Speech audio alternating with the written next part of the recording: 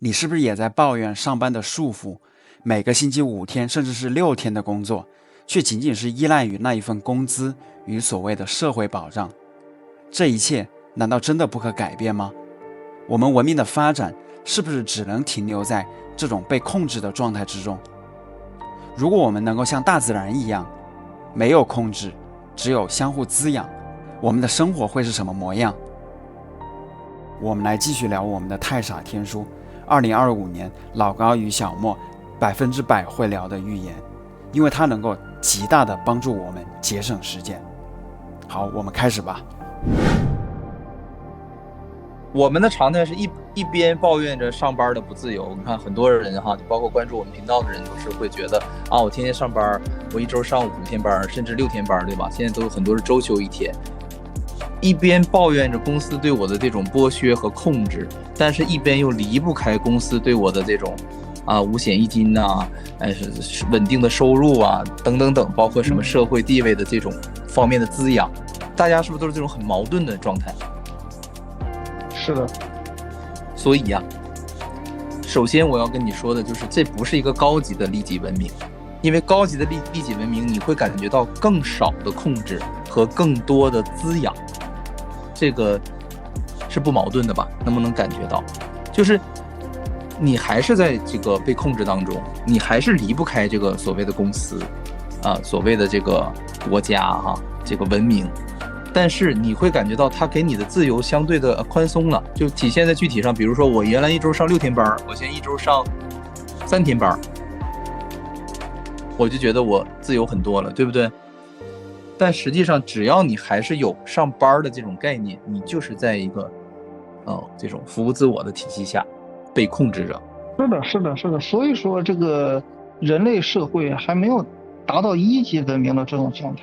如果说我们的这个文明提升到3级或者是4级，就是能合理运用这个宇宙上的各种资源，就比如说把戴森球给实现了，那么我们一周就上半天班，我们可能都不用上班不用上班了，那就不是利己文明了。利己文明一定还是得让你上班你就不管几天上一次班，总之你得有个班，而且你不能离开这个班，你不能辞职。你辞职了，你就没有保障。这个科技水平达到了一定这个层面的话，那么你想吃什么东西，可能通过某种能量转换，直接就变成食物了。你想用什么东西，就是高科技直接就把这个东西呈现到你的面前，那你上班的意义是什么？你上班不就是为了换取货币，然后去消费吗？所以说，这种控制越少，人们就会觉得我是不是没有被控制？就是你刚才提这个问题，其实也是类似的。我现在也可以告诉你，只要你依赖于某种食物合成器，依赖于某种能源提供，你只要有一种依赖，无法就是说完全的去离开它，你实际上就是在被控制当中，只不过就是控制分程度而已也就是说，我们刚才讲了这么半天的利己这种服务自我体系，大家应该能感觉到了吧？它其实也很美好，因为你能获得精致的生活，你所有的需求都有专门的这样的一个团体去给你做，你不用担心所有的问题，因为大家都是相互交换的这种模式，一定是有这种有需求就有满足，就有解决方案，相当于好，那现在说回来，这种服务他人的体系，这种文明，你们觉得是什么样的？相反，他俩是相反的。那具体你说一下。我能不能就是问一下？你说。我想到一个问题，能不能？我就想拿动物来做比喻吧。它有那种利己的动物，也有利他的动物。首先，比如说蚂蚁，它是利他的，它那种宾以公益的话，但我不知道这个可能是不是跟你说的有点矛盾，还是怎么样？我一会儿可以试着回答你没关系，你就说你的想法。就是像因为老高他在视频里面，他有一期提到，他说人他是那种假社会性动物，因为他还本身那个你就算总统或者国王 DNA 都是一样的，但是蚂蚁它那个蚁王和蚁后跟普通的宾蚁公蚁它那个 DNA 那完全就是不一样的，染色体倍数都不一样。然后那个蚁王就专门负责产卵，然后其他的那种兵蚁、工蚁那就专门就负责去那个去寻找食物啊，就是它那个基因就刻画在里面了。我生下来我就是来服务的，就是来给我种群服务的。那在他们的这个社会里面，那他那个王好像就是他们的神了，就好像是神的那种概念，有那种概念。好，然后还有包括有那种老鼠吧，就是有的老鼠就是也是那一窝嘛，有专门负责有分工的，有负责产卵的。然后他那种老鼠里面，好像老高他那一期他也讲过，他说就是有的老鼠它的工作就是一生下来就负责去当垫背的。就是给他不是要那个产崽嘛，然后在他那地下的那洞穴里面，他如果刚出生的幼崽毛都没有，然后直接在土里面就太硬了嘛，然后他那个分工出来那种老鼠就专门就是负责当垫背的，给他当人肉的，而且他也心甘情愿的去当，也没有怨言啊。对，好，然后所以你觉得，对我最后一句说完，圣经里面提到有一句嘛，他说就是前面不是说到上班嘛，圣经就说他说。我们要相信天上飞的那些鸟儿，它不需要工作，但是它都能够找到食物，所以我们为什么要为我们的明天而担心呢？肯定该来的都会来的。当然，这是圣经它为了鼓励人说的话。好，所以我就经常在想到，你看，像动物它需要工作吗？鸟需要工作吗？它不照样自由自在的，它飞翔，它生活吗？对，所以那你说它这动物的话，它算不算到利己利他里面去？就你刚刚说到那个蚂蚁啊，其实它是比较典型的这种，就是服务自我体系的，因为它是简直就是极致了已经。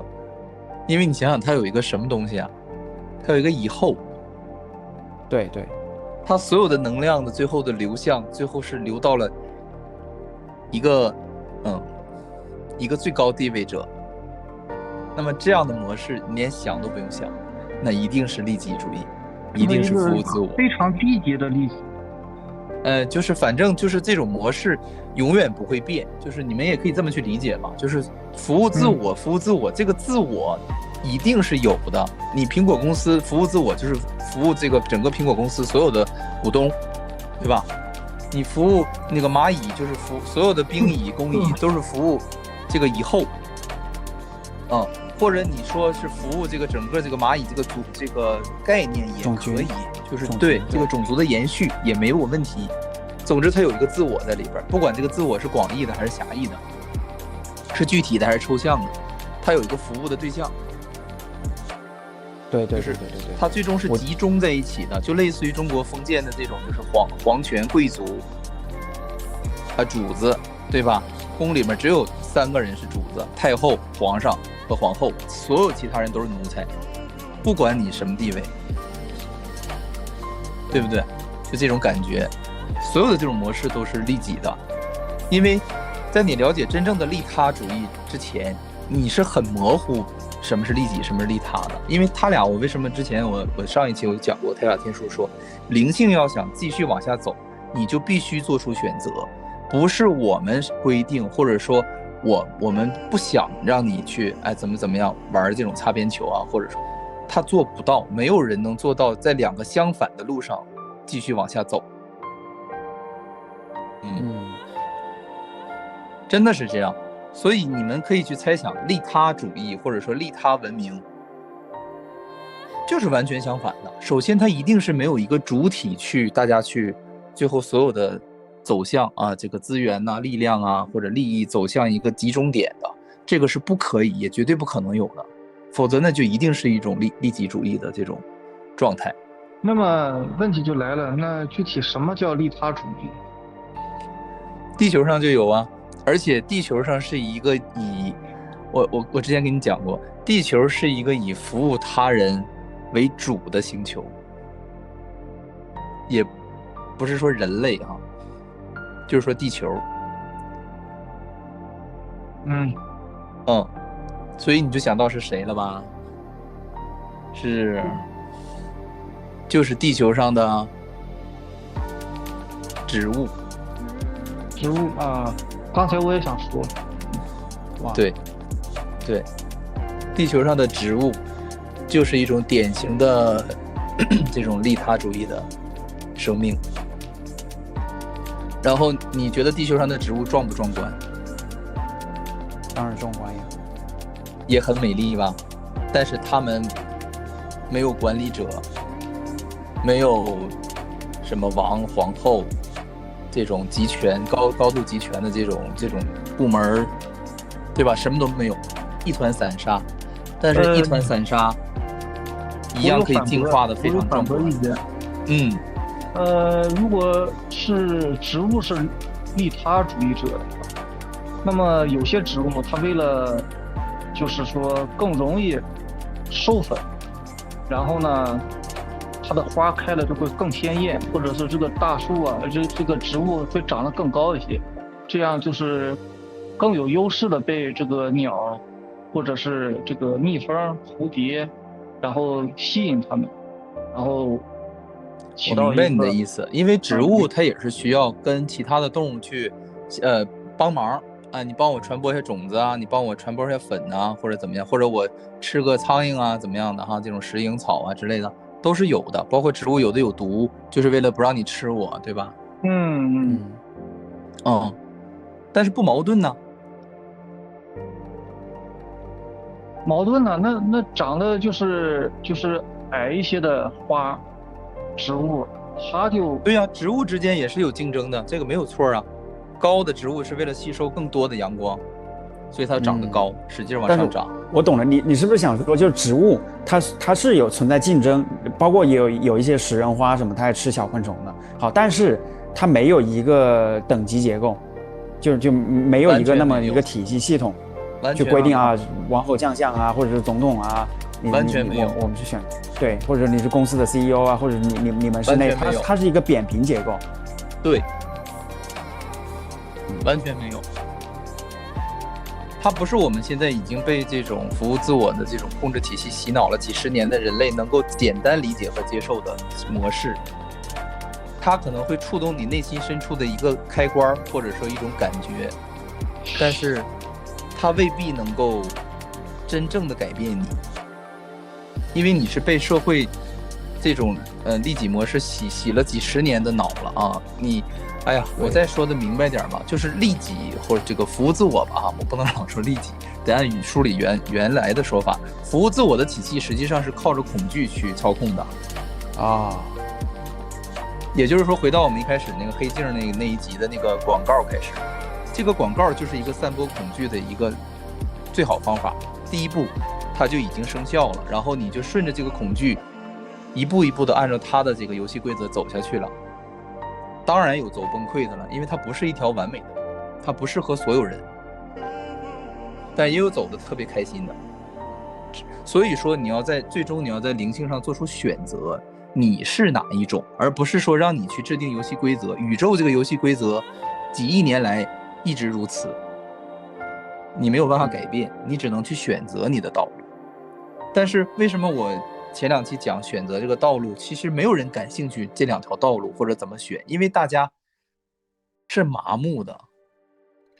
对，我们不会去真正去想了解什么是利己啊，什么是利他，我们都用自己的那点经验和认知直接就告诉啊，那个我懂，利己嘛，自私，利他嘛，无私奉献，雷锋，我们就是这样的。所以无数个人看过太上天书都是扔到一边就完事儿了，包括你说的圣经，包括佛经，是一个道理。你刚才说的那个圣经上讲的特别好，鸟它不需要工作，但是老天爷也会给它一口饭吃。以前我的就是我爸总讲说，就老天爷饿不死这个瞎家巧，就是瞎了的这个麻雀它是饿不死的，它总能找到吃的啊。实际这句话也是一个就是相当有深度的一句话，其实他讲的就是一个真相，就是人在不恐惧的状态下能不能活，其实是能活的，但是我们已经被洗脑了一辈子了，我们扔不掉那个恐惧。佛教讲的就是执着，其实对包括所以佛教也讲了嘛，心无挂碍，无挂碍故，无有恐怖，远离颠倒梦想。就是我觉得恐惧的反义词就是爱，爱就是对吧？恐惧的反义词就是爱，就是因为人有各种各样的欲望、欲求、恐惧、怕死。你能进一步再说一下爱是什么呢？哇，你这个问题问到点儿上。就是你可以去就是不是说问你，就是你往下理解呀，你要推着你的思想去走。我上一期我不是讲了吗？反思足够多的人会把自己的思想往下推到下一个阶段，你不会停在原来的认知。我个人觉得爱就是帮助别人，而且不是说那种。而且不是说那种我帮助别人要像雷锋一样写在日记上头，正经人谁写日记啊，对不对？我不是，我帮助人家就是就是感觉我灵魂就是升华。喂，哎，怎么回事？怎么突然看到？能听到啊？对，其实你刚才说的那个恐惧的这个反义词就是爱嘛，其实反过来说就可以，就是爱就是不恐惧，也可以这么去理解。爱就是不恐惧。你不恐惧了，其实你就是爱的状态了嘛。然后可以进一步解释，就是你是一种自由的状态。所以说，爱和自由，它俩就是按耶稣来讲的话，实际是一样的东西，就是只不过就是用不同的词去描述一个相同的东西。因为爱这个词也本身是一个有局限性的字，所以大家不用纠结，哎呀，怎么爱就是最厉害的呀？没有，爱呀、自由啊、慈悲呀、这些喜悦呀，都可以去。就是等价去交换，没有问题的。对，随便怎么去换啊。对，你一说爱就是不恐惧，我突然就来了一个灵感嘛。我想到，比如说我们开会迟到了，对吧？像低能量的话，他会对不起啊，我因为打车怎么样，什么原因迟到了。但是精英阶级，他或者说那个能量高的人，他怎么说？他感谢大家耐心等待我的迟来。对吧？所以说，就老高他说了，感谢它是很强大的能量，因为我就是接受现实，我对你无欲无求。我如果是说我请你原谅怎么样，那还是想从你身上得到什么东西，还是害怕把你生气。但是我感谢，就是我接受这已经发生的东西，而且我没有欲望，我接着走下去，而且我是传播那种爱。对，所以西方的话，西方人他很喜欢感谢，也是跟他吃饭。当然你说他有点客套或者虚伪怎么样也行，但是。确实让我感受到了爱，比如说去吃饭，有时候怎么样，他，临别之前嘛，感谢你，花你宝贵的时间来陪我们共度了这个圣诞节的夜晚，或者怎么样的，就是我觉得这个感谢的能量就很高。感谢是的，它就是一种比较高接近于爱的能量，因为你要是在阶级，这种很明显的这种社会当中，实际上是不存在感谢的啊。对，因为一切都是交换，既然是等价交换，那还谈何感谢呀？你上班你都是应该的，我给你开工资、交保险了，对不对？感谢你啥呀？所以就很冷血嘛，感不感觉到？为什么那么多人上着班就跳楼了，上着学就自杀了？为啥呀？这里面没有爱呀。他只是在让你提升，他只是在让你成为精英，他根本不爱你。所以说很多父母理解不了孩子，就是一下子我又转到了这个父母教育上了哈。但是事实就是这样，你学再多心理学，你不明白你捅不破这一层窗户纸，你是不明白为什么孩子会抑郁的。因为你对他所有的要求和关心都是为了让他去提升，而不是为了让他去自由，或者说去快乐的喜悦的状态。那么他最后就会感觉到其实你根本就不爱我，那么我没有任何的留恋，我就不想活了。这个非常的合理，这个逻辑。但人们因为看不到这个逻辑，所以会满脑子问号。我这么爱我的孩子，我的孩子怎么就抑郁了，或者说叛逆了？他有的爱孩子其实是为了满足他自己的虚荣心，他自己的欲望，他为了拿孩子去炫耀。但是你有没有想过，其实这个可悲的点就在于，其实很多父母他也是不懂的，他也是被这个社会这样去教育和洗脑的，所以他不懂得去爱。对，他只是觉得这就是我唯一能爱你的方式，就是让你变得更好，而不是变得更糟。所以我就觉得鲁迅他说的太对了，他说24史就是24帝王之家谱。我就是觉得我之前在国内接受的那些儒家忠君爱国的那种思想，完全就是都是错的，也不是完全都是错的，就是这样啊。我就是辩解一下，就是儒家也好，道家也好，有可能也是被我们这些帝王将相拿了一部分的东西去达到他们自己的目的，不代表说儒家不好或者说道家不好。对对对，这个真的是有可能的。对，所以说刚才我们说到那个植物是一个典型的一个利他主义嘛，那个阿健怎么都沉默了，都懵了吗？怎么回事？我也睡着了吧？或者就是说，植物这个东西大家可以去思考一下啊，其实它挺高级的啊，它是一种就是我们可能无法理解的一种存在，有点这种感觉。它也没有那么强的自我性，其实是。植物有意识吗？我只能说它没有什么太多的自我意识感。所以你会发现，就是像佛教这种服务他人的体系，它慢慢的都会让你去淡化你的自我。对，达到无我的境界。它无我的目的是为了让你快乐，而不是说为了骗你点钱或者要你点什么东西啊。你无我了啊，把你的这个银行卡都给我。它不是这样的，它是让你从思想上、认识上达到无我，不是说你具体你要怎么去做到无我。他不在乎你的形式，他在乎的是你的就是认知吧，思想层面的东西。所以说学佛真的是太难了因为人类最擅长的是形式的东西，而不擅长思想上真正的改变。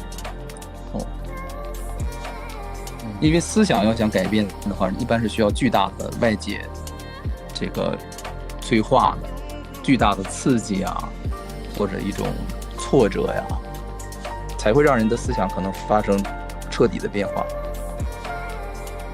对，我觉得这个无我的话，我目前还虽然没有达到那么高的境界，但是比我之前要提高了很多。我会慢慢的不在意他人怎么样去看我，或者说有人他不喜欢我啊，喜欢我啊，我感觉可能跟我做这个 YouTube 有点关系。就我会想到你爱我，就是你恨我也好，我网上总共8000多人，他都关注我支持我，那就算有一个人诅咒我，那8000多人祝福我早就已经稀释掉。但是这还不是最高的层次，最高的层次是我会理解到有多少订阅都是空。那我来自宇宙的那种能量，来自宇宙的真正的无我的那种意识，那会是更强的。我们以后可以就是做一期关于就是攻击他人、谩骂他人啊这种，到底是什么原因导致的？其实这些都是有一些内在逻辑的。大家如果了解了之后，其实可能就也觉得没什么因为其实所有的攻击都是一种投射，它都不是说攻击表面那么简单因为人内心的很多东西，要是不投出去的话，我们会非常痛苦。我想这样子举个例子，我觉得他攻击的，他有时候是他想象出来的那个我，比如有时候我看到有一个不对我举个，或者说怎么说呢？比如说我说的有一件事情啊，那个你们，我想就像那个涂磊他说的，你爱他你就不会生病的。对吧？他说的，他在他那个语境当中，他可能他就是一时半会儿嘴瓢了，他没想那么多。但是因为这句话，他恰好说到了千千万万人的那么一个痛点，他结合他自己身上的经历，他通过那个镜子看到了他自己，所以最后就翻车了嘛，对吧？然后我觉得还有一点的话，就佛教里面他讲那个因果，比如说我举个例子啊，比如说一个当然这是我纯属胡说八道，我自己想象出来，比如说一个湖北人。他干了一个坏事儿，他去那个坑蒙拐骗怎么样好？然后我过来就是被别人知道我是湖北人，然后他们开始来那个骂我或者不尊重我或者嫌我怎么样的，那完全就是相当于是因为前面那个人他种的那个因，然后作用到我那里，让我承担这个果。但是其实这本身没有任何关系。如果我懂得我达到这种无我的境界的时候，我会完全就是放下。对吧？我知道你这攻击我，那是因为上一个湖北人他造的那个孽，那无所谓，无所谓了。你说的这种攻击，就是不是因为你是谁，对，是因为你是属于某一种群体，这种属于叫歧视。就不是因为你这个人怎么样，或者你做了什么事儿，你什么都不用做，就你这个存在本身，你属于某一个团体，你属于中国，你属于亚洲，你属于什么什么什么，你是男人，你是女人，就对你这个群体进行一种攻击，这种就叫歧视。那么这种歧视的话，实际上是网络上攻击的一种最常见的方式，也是最容易的，因为大家没什么可骂的，那我就去骂一个你的身份就完了呗，多简单呢。所以说这个如何去化解呢？就是大家还是要去了解它内在的原因啊，实际上就是投射，就是投射。就是我们现在心情不好，我就是看见一个石头我也想骂，这就是一种投射，这个能明白吧？就跟你是谁根本就没有关系，或者说你存不存在也不重要，重要的是我要骂你，我需要一个对象去骂，因为负能量这个东西它不投射出去，它就不是负能量了。对，但正能量也是投射，这个我后来慢慢才意识到的，就是有位印度的一位女孩她也信基督教，然后她就跟我说，她说别人赞美你、夸耀你，其实也是赞美她眼中的，就是她看到你投射的她那个自己。这个对，包括那个王尔德，就是在那个有一本书叫《牧羊少年的奇幻之旅》，他的那个前言嘛，他就讲到说有个爱尔兰的有一个故事嘛。讲到说有个水仙少年，水仙花在英语里面是自恋的意思，就是自恋的意思哈。水仙少年他每次他去看那个湖泊，对吧？然后结果后来不小心有一次他淹死了嘛。淹死了之后，因为他长得很帅嘛，那些山里女生别人都问那湖泊，哎，他每次他都来看你，然后你也跟他好像关系哥俩好一样。你那他到底帅不帅呀？我们都没有机会看清他帅不帅。然后那个湖泊就说，他说我之所以我跟他哥俩好，我那么赞美他，是因为我从他看我的瞳孔里面看到了我自己的美，看到了我自己的美，对吧？所以有时候我觉得你爱一个人也好，恨一个人也好，本身其实都是投射，对，正能量、负能量，对。但是我跟你说，投射这个必须咱们到时候得单独去讲，因为这个不是想象中那么简单。投射这个要是大家能彻底理解了，那可以说内心是一种巨大的解放。但是投射的这个和内核原因和它的整个的原理和机制，其实不是太好理解，不是太好理解，因为它涉及到我们一些本质的东西啊，就是人类本质的一些灵魂本质的一些原因啊，就为什么人会这么想投射，或者说是疯狂的投射，包括甚至说就是说整个宇宙其实都是投射出来的，这个有点难以理解啊，但是耶稣是这样说的啊，他是这样去告诉我们的，就是宇宙的成因实际上也是一种投射。你觉不觉得宇宙有可能是我们自己的意识造出来的？就是那其实也就只有这一种解释，其他的解释也都解释不了。对，或者说这些过来人他就是回头这么告诉我们的，因为他们已经知道真相了，他们就回来告诉我们，就是这么单纯。那我们信不信这个无所谓的，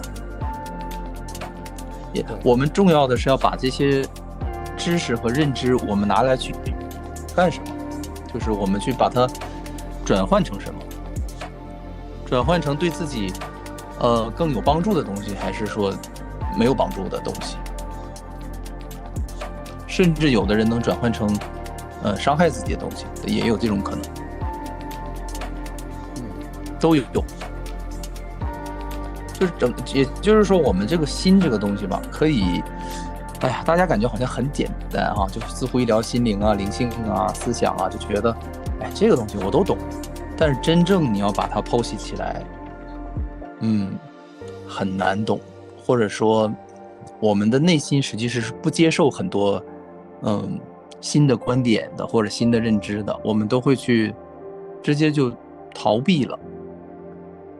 就刚才说的那个服务自我和服务他人的这个体系，其实就是非常已经把这个宇宙的秘密揭露出来了，但是即使是这样，也未必能就是说开启地球人的灵性。因为你看太上天书讲灵性就是这样发展的，你从第3密度走上第4密度，你就是要在这2条路当中去选一条。那么你说你原来不知道还好，你现在知道了，有多少人会选呢？就或者说你愿意选吗？他有没有可能是？你先说。就是因为我为什么花了那么大的篇幅去跟你讲服务自我的那种精致，但是会有控制和压抑，服务他人的那种，就比如地球上的这种植物，它是一种看上去很潦草、很随意，很没有章法的一种存在，但是它也可以是非常壮观的，或者说是在地球上已经对吧，多少亿年的一个存在，它也活得很好。你得做出选择，你是选择继续的精致下去，在这种社会的控制当中去活着，还是说选择另一条道路，服务他人的，就是这种没有任何的等级控制，更多的是一种自发性的这种生存模式，或者说是这种就是你的整个心灵的一个表达爱的方式。你必须得做出选择，否则你是走不下去的。这两个选择是没有对错，还是说服务他人是对的？当然没有对错了，对错都是比较狭窄的角度这个两个是没有对错的，它俩就是宇宙的两种灵性的一个道路，都有走的，只不过整个宇宙走服务他人的是可能占90%以上，服务自我的个。阿健这个什么苏醒了你刚才上哪儿去了？服务自我的这个原则呀，或者是这个规则，是一个社会一个就是发展科技发展的一个必经之路，我是这么理解。是，其实就是说，如果在原始的状态的话，就那么利他的话，我认为。各方面发展呢，也不会像现在这么样的科技水平。所以说你还是在混淆这个东西。我现在讲的就是说，你要作为一个灵性的发展，它俩是唯一的路。我不是说科技的话是另一回事就是说社会高不高级，服务他人的、服务自我的都有高级的文明，科技水平都相当厉害。没有问题，我不是说你看，所以说我还是没讲明白，不是说服务他人的就永远都是破衣烂衫的活法，不是的，兄弟们。对，服务他人他也有可能是很高级的，也有可能是原始人，对吧？对，你说那个服务自我也可以是原始的，都是一样的，只不过就是两种不同的模式。你一说那个科技，我就想起来还是《人类简史》里面他有一句话。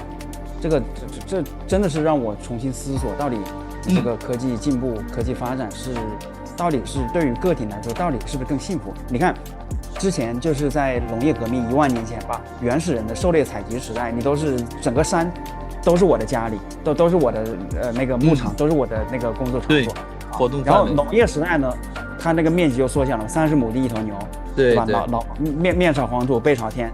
然后到了那个工业时代的话，那就是到车间里面去了，住的地方又小了一些，然后2点一线的生活。而现在信息时代的话，我面朝电脑背朝床单，一点一线的生活。你说，而且如果没有房子的概念的话，那整个地球都是我的家园。但是一旦有了房子的概念的话那就锁在3室1厅、2室1厅的那个房子里面来了，对吧？对，所以你就说到底它首先它对于如果是说你就那个科技进步，它对整个人的这个种群整体来说的话，它肯定它是进步的，因为它人口增加了嘛，然后你那个更加便捷。但是对于个体来说的话，那就不一定了。就像蚂蚁一样，你说它那些兵蚁、工蚁，它各种分工协作，你对于整个种群来说的话，那肯定是说它更壮大了嘛。但是你对于个体的蚂蚁来说，你说它到底是更幸福了呢，还是更快乐的呢？你包括我觉得前面你也说那个利己还利他，我觉得蚂蚁它是这样子的，就个体来说的话，它是利他的，但是你就它整个种群来说的话，它让它控制它所有的那个个体，对吧？你服务于它的生殖，服务它于它所谓的那个壮大，那它反而还是利己的。但是这样的这个蚂蚁不是很恰当因为蚂蚁它没有发展到第3密度的意识，它是没有自我感的，然后它这个谈不上所谓的幸福就是它这个他意识不到啊，他没有那个灵性的等级啊，他达不到。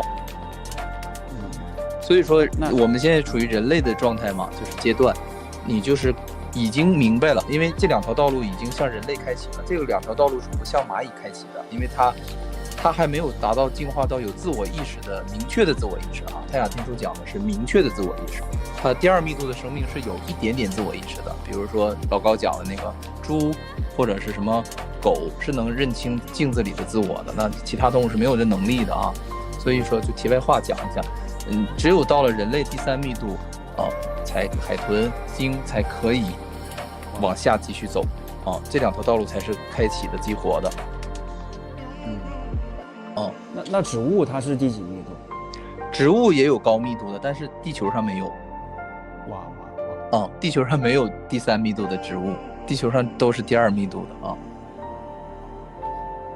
高级的植物是有的，就是高等级的灵性载体的植物是有的，也有以植物为主的文明。然后植物为主的文明，泰雅天书讲的是它的科技发展会非常非常快，因为跟我们这种以猿类作为载体的完全不同的是，猿类太好战、太好打仗了啊，太喜欢敌对了。咱们跟之前讲，太喜欢投射了，太喜欢互相指责了。所以咱们的文明一直在就是发展就打仗，发展就打仗。但是植物是非常平静平和的，然后它们就发展起来就是非常快啊，几乎没有任何障碍。所以说，泰雅天书虽然我们之前简单介绍一下，你会发现它里面跟我们生活中息息相关的所有的细节，它都有提到，也有相当于一个指导吧。不管它对与错，它至少提供了一种解答。也就是说，人类其实不是什么好的生物，因为我们的根基是猿类的基因，就是猩猩、猴子那一类的。你看他们闲着吗？天天都在打仗，对吧？所以说，人类不是一个好的灵性载体。以后我们要投生到一个好的灵性载体上，就没有这么多烦恼了。哎，对了，老高他不是说那个人类，他虽然是跟猿有点关系，但是他也是外星人的基因，通过猿类互相什么基因重组，然后改造了嘛？对，只是用了一部分。然后，我觉得猿类的话，它，黑猩猩，它打仗嘛。我提醒一下，那个时间马上到了。我知道，看到了。对，好，那然后你前面提到的那个什么第三密度，有没有第一密度是什么？是石头吗？第一密度不是石头，第一密度就是能量，第一密度就是一种完全不变化的能量。有没有什么例子呀？光啊，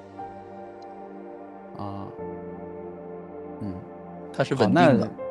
对，那现在还是只剩下1分钟了，能不能最后总结一下，或者是下集预告？总结一下就是这种服务他人的体系和服务自我的体系，并不是大家简单的认为那样的方式。这种文明的话，其实我们可以打开我们的眼界啊，它实际上远超过我们的想象，而且它是宇宙的2条主流啊，当然有混合模式啊。对，有没有可能是有一部分人选择服务自我的，让他们服务自我去了，一部分人选择服务他人去了？这是你自己的选择呀，你选择服务他人，你就会投生到服务他人为主的星球上去。也有可能一些特殊原因，你会特意投到服务自我的这个星球当中去，体验那种差异性。那人类会不会后面分成2波？那是必须的呀，因为宇宙只有这2条路可走啊。行，那行吧，那剩下的话，我非常期待下次我们约个时间，把那个什么第4密度，还有那个植物星球都聊一。好，下次我们再闲聊。好，非常感谢啊！剩下的章节呢，我们会在下周更新，请订阅支持一下吧，让我们幸福喜悦吧。因为我们如今正在经历的疯狂，实际上是一种幻想，它逼着越来越多的人觉醒。可是呢，我们也要同情那些没法觉醒的人，因为世间的种种现象啊，造成了我们个体与灵魂的分离，我们会在螺旋上升的水晶上继续我们意识的进化。